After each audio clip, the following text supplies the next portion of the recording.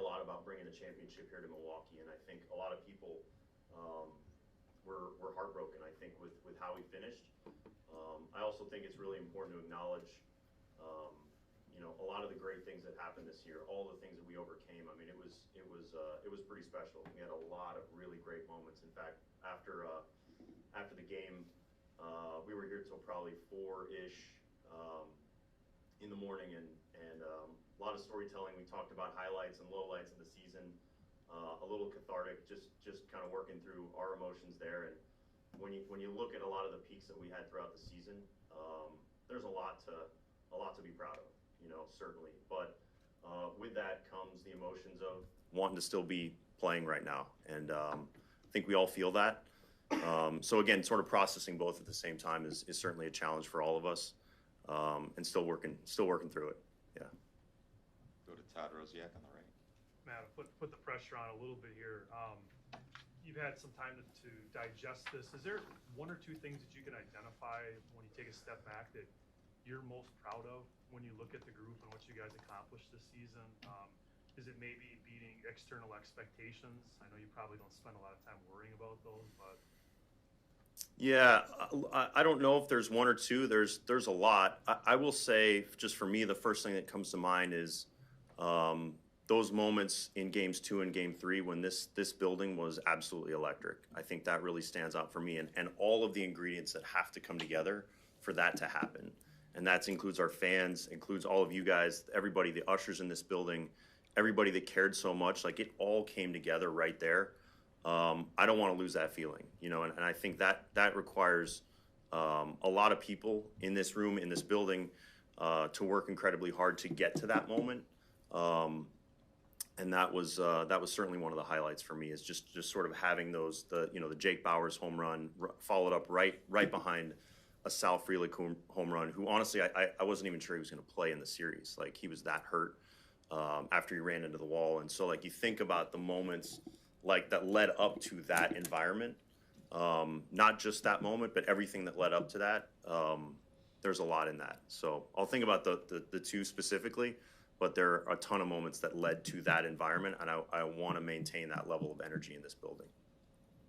Second row on the right, Steve McGarvey. Oh, there's no microphone. You don't need one. I'm just saying, Terang and Ortiz both fielded their positions really well this year. I'm just wondering, with the possibility at least that a hole's going to open up at shortstop, do you think those guys have found homes at those positions they were at this year, or would one of those guys be a candidate to move over to shortstop if the need arises? Yeah, I think they certainly can do it. Both of them have done that at different times. Certainly capable. I think we've seen how good they are at their positions this year, but we certainly value versatility. And both of those guys are tremendous defenders wherever they are on the field, so I certainly think they're capable either at short, second, or third.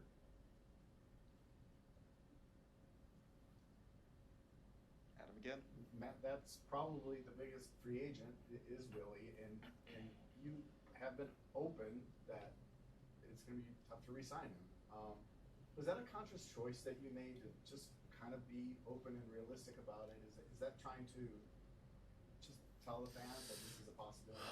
Yeah, always want to be open and honest. I mean, as much as we can here. Look, I think you guys all know how we feel about Willie Adames and what he brings to this team and this building. I mean, every day he makes that room better in the clubhouse, and we all know that. We had opportunities to trade him, and we didn't because of how much he means to this team and this franchise. And it's not just what he does on the field; it's who he is. And absolutely, acknowledge the reality that he's earned the right to explore the market, and he deserves that, certainly. But we love him to death here, and he knows that. Steve? William Contreras, I guess, had some sort of issue at the end of the postseason series coming from catching. Didn't know what the situation was there, and if there's anything with him or with any other players that you're aware of that is interacting with the season. No, it was a minor knee sprain. Obviously he wanted to be in the lineup and was able to get in the lineup. There was no talking him out of that. Not that we tried to. I mean, he was adamant about playing, but he was hurt. And again, that just speaks to who he is and and the type of player he is. He never wants to come out of the lineup. But as far as his knee goes, it was a minor knee sprain in that moment. Stephanie, up top, right. And how satisfying was it to see Jackson Churio have the season that he had, and knowing that he's going to be here for a while with you guys? Unbelievable. I mean, especially just, with what he dealt with at the start of the season,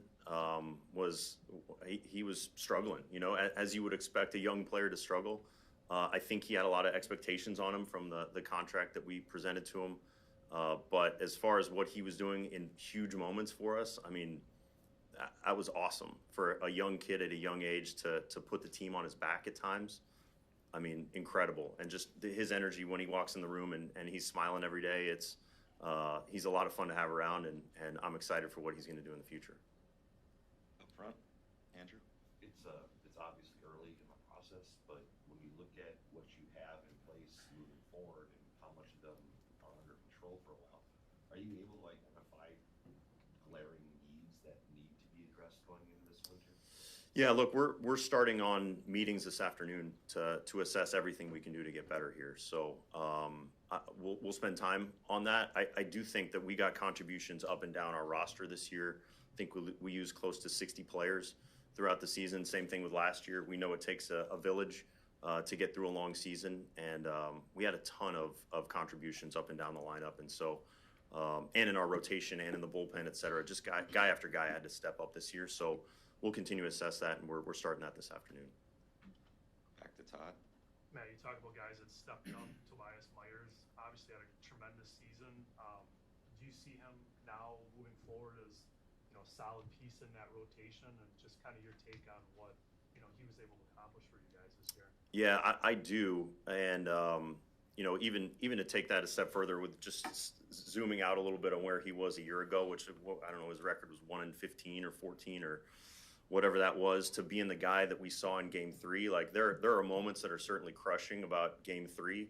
There's also when you zoom out and you look at what Tobias Myers did in Game 3, that makes me smile. And that guy to become who he is today, and what he's been through, he deserves to be a big leaguer here. I mean, he's been awesome. On the left, Hunter.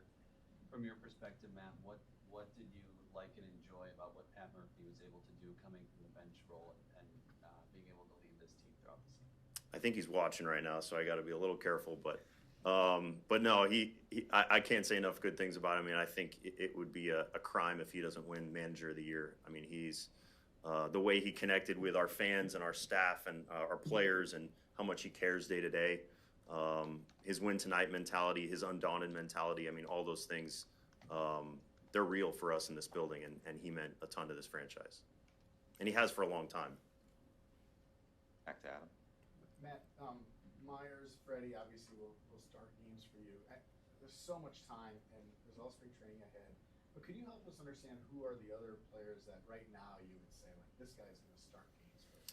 Yeah, look, I think, again, it starts with some tough decisions we have upcoming with certain players. But again, we're going to assess all that, I think, in the coming days and weeks. I want to spend time with Murph.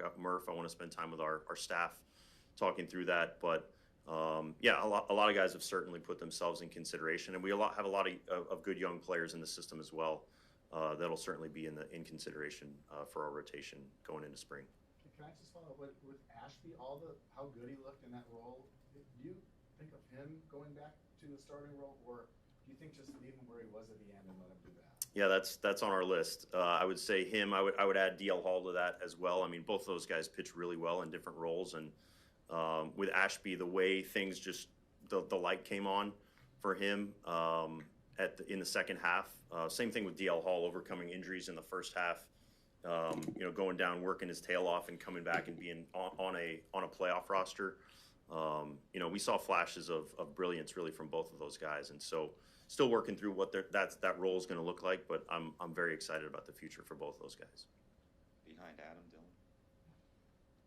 Much of this team's success came down to a nice blend of having young rising players and veterans who've been doing it for a while. As you enter this offseason and looking forward, do you prioritize one way or another, or is that balance part of the key to your success? I want to prioritize good players, and I think we have a lot in both. I think, like you mentioned, and I do think it's a balance You know, the blend of, like you mentioned, the blend of young players, with, you know, sprinkling in the veteran guys. I mean, even I can't say enough good things about Christian Yelich, and he wasn't even playing at the end of the season. You talk about a guy that took this loss as hard as anybody. Him being a veteran around here and showing his leadership for us when he wasn't even on the roster in the postseason, you know, that speaks volumes, and that helps the young guys because it establishes how we play the game, which takes years to establish. It really does, and Christian embodies all that, and I think he sends that message to the young guys in a great way that I think brings that forward, and shows the type of baseball that Pat Murphy wants to play here. Back to Todd. Matt, understanding that there's some months to go before spring training starts again, do you have any kind of idea as to Christian Yelich and Brandon Woodruff? You know, do you expect them to be ready for the start of spring training? Is that the expectation and the hope? Yeah, certainly want to spend some time assessing where they are, but I think both those guys are in incredible mental spots right now. I mean, starting with Yelly, as I mentioned, like this guy was really wrestling with going under the knife during the season because he was trying like crazy to get back out there and help the guys. But he's in a great spot. I know he's working his tail off to be there, and the same thing with Woody. You know, he's throwing off the mound. He's working his tail off to be ready as well. And so again, the progression with a shoulder is sometimes challenging, but I know he's putting in all the work for it, and we'll see what it looks like in spring. Back to Steve on the right.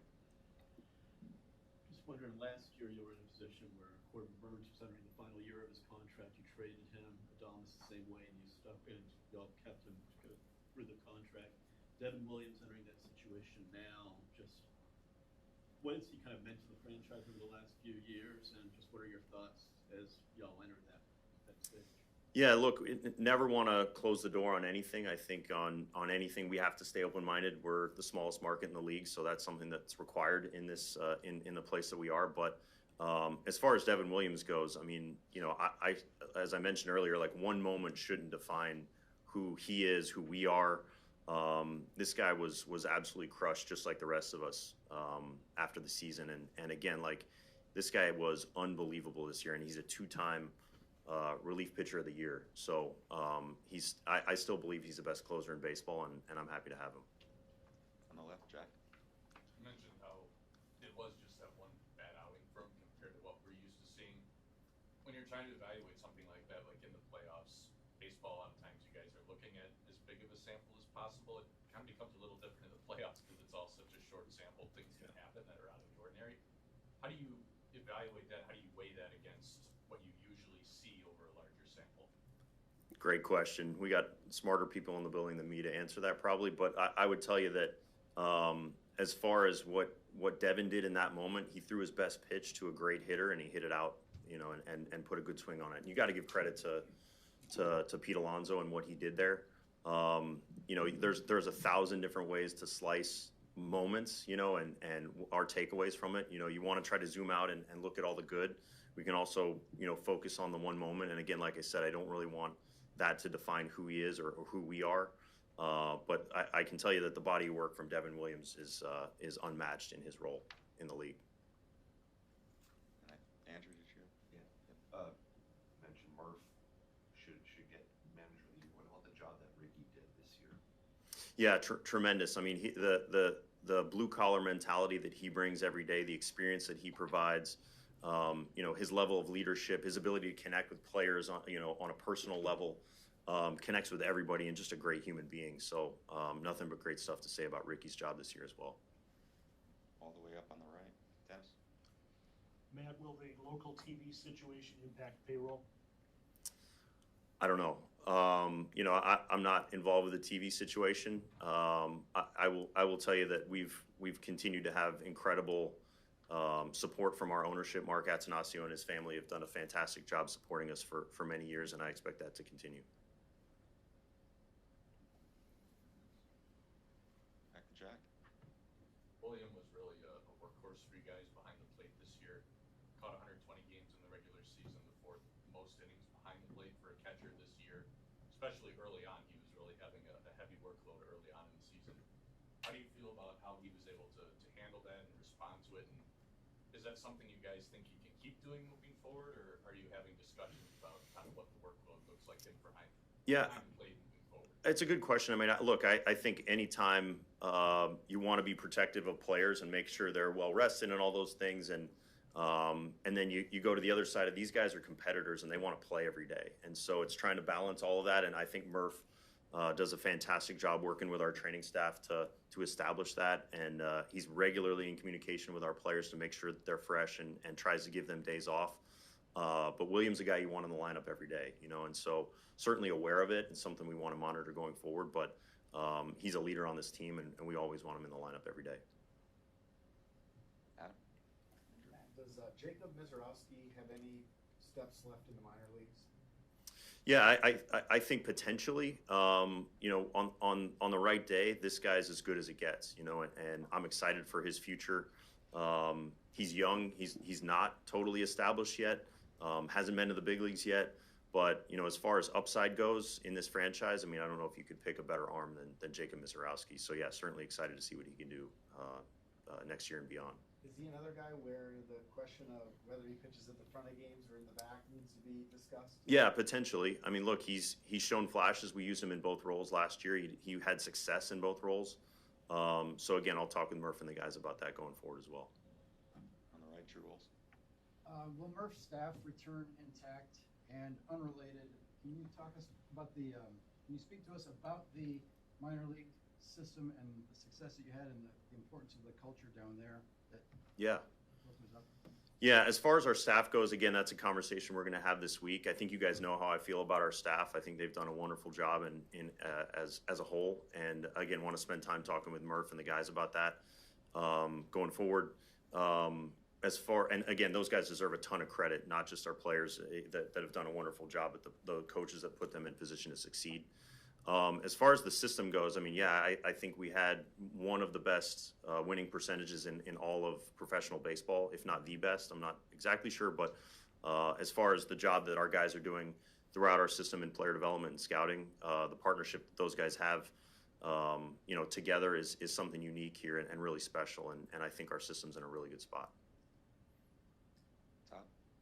Matt, could you give us an update on where Abner Uribe is with his knee, and do you envision him being a regular contributor to the bullpen starting again next year? Yes, certainly a factor. I saw him in Arizona when we played out there a couple weeks ago, moving around really well. I know he's going to have a full off season and be ready to go. But as far as like his contributions, we've seen you know, incredible flashes for him. We've also seen you know, a couple dust ups from time to time with him, which we all love because we know he's such a good competitor. But yeah, I mean, I see him certainly being a factor for us next year and beyond. Sophia? Matt, just with what you guys have done over the last couple seasons and what Murph has established now in his first year, when you think about bringing in players from outside of the organization or bringing in free agents, what do you think you guys have established as, you know, like a culture and a standard? And we hear from so many players, right, that come in from the outside about what it's like to play here. Now the expectations. Yeah, no, look, I think when at the end of the season you hear a lot of emotion that comes out on the good and the bad, right? And I think one of the things that I'm most proud of is just hearing how many people enjoyed playing here and the culture that we have. And again, that's not something that happens overnight. That takes years to establish. And something, again, credit goes to our staff, our players, Murph, everybody in the room that helps establish that culture. So I'm certainly proud to be a part of that as well. Logan? You mentioned being open-minded and just being the smallest market and in regards to decisions made by the front office. Just what do you say to the fans to kind of bring them back when these tough decisions, like one coming up with Adames, if he doesn't come back, what do you say to these fans to allow them to come back and when they're so tied to these players? Yeah, I agree. I mean, it's hard for all of us. You know, I think when you have to make tough decisions, and again, I can point to a number of guys, whether that's Jackson Churio or Christian Yelich or Freddie Peralta, Aaron Ashby, players that we've invested in here to keep here. We can't keep everybody, you know. That's the reality of what we are. But that also means that puts more pressure on our scouting and player development to develop the young guys and make sure that they're up here and they're ready to go and continue that development here at the major league level. And we saw some really exciting flashes from our young guys. And again, that's the kind of group that I think our fans can continue to connect with and cheer for going forward as well. Couple more. Adam?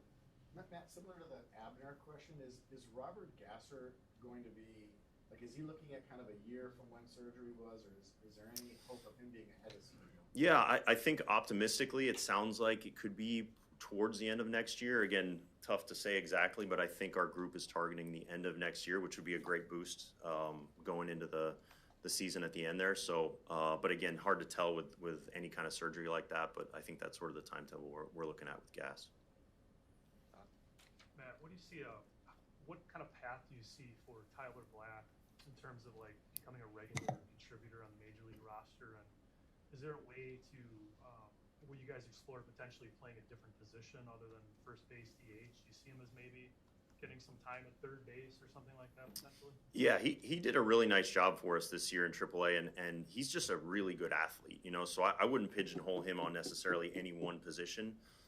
He's so athletic, and we've seen defenders get better, not only in AAA, but at the big league level here as well. So yeah, I could see him. He touched the outfield this year in AAA. He played third base. I thought he got much better at third base as well.